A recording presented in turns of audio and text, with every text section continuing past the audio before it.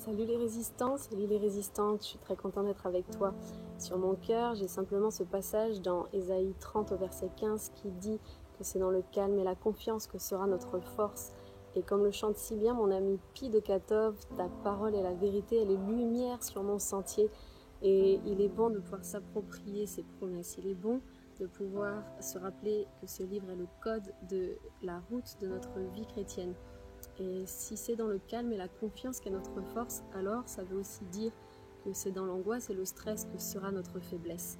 Je t'encourage aujourd'hui à ne pas céder à la tentation du stress, à la tentation de l'angoisse. Appuie-toi sur cette parole. Et j'ai 4 catégories de personnes, en particulier sur mon cœur, que je veux encourager, à commencer par ceux qui peut-être souffrent dans leur corps, sont malades physiquement. Que ce passage puisse te porter, t'aider, te soutenir. C'est dans le calme et la confiance que se trouve ta force. Vraiment, le Seigneur est avec toi, il ne t'oublie pas. La deuxième catégorie de personnes que j'ai envie d'encourager, ce sont ceux qui, peut-être dans leur travail, traversent un moment difficile, que ce soit relationnellement avec des collègues, peut-être une situation compliquée à gérer. Rappelle-toi ces paroles, c'est dans le calme et la confiance que se trouve ta force. Le Seigneur est avec toi, il est ta justice, il ne t'abandonnera pas. Fais-lui confiance et reste calme. Quand le Seigneur nous parle de confiance, il est bien entendu synonyme là de foi. Et la foi est quelque chose qui s'exerce, et je vous assure que plus vous l'exercez, plus ça devient naturel, et c'est un privilège tout simplement de pouvoir vivre au quotidien une vie de foi. La troisième catégorie de personnes que j'ai envie d'encourager, ce sont les étudiants. Et oui, si tu es à la veille de tes examens, que ce verset puisse toi aussi te porter, te soutenir. C'est dans le calme et la confiance que se trouve ta force. Je fais une petite parenthèse.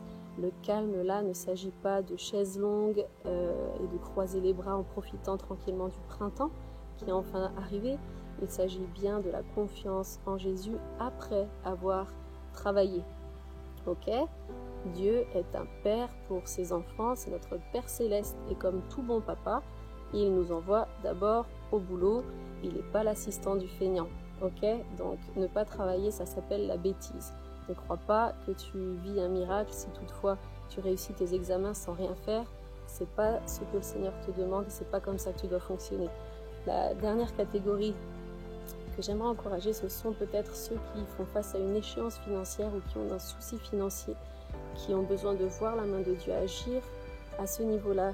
Et je vous en parle parce que vraiment, c'est quelque chose que nous avons vécu à bien des fois, et je ne me permettrai jamais de parler de quelque chose que je ne vis pas ou que je ne connais pas. Ok ? Le Seigneur est avec toi, c'est dans le calme et la confiance. N'oublie pas, c'est pas dans l'angoisse et le stress, c'est dans le calme et la confiance que sera ta force.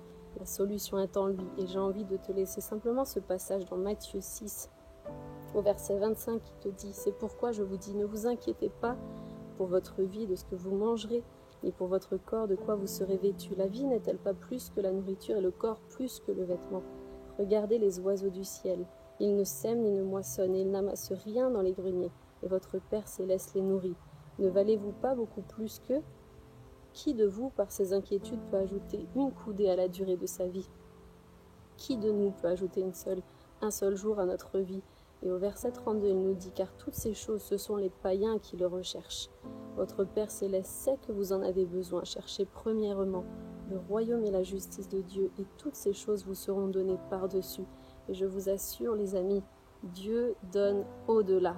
Vraiment, je le vis au-delà de nos espérances. Ne vous inquiétez donc pas du lendemain, car le lendemain aura soin de lui-même. À chaque jour suffit sa peine. C'est dans le calme et la confiance que se trouve ta force.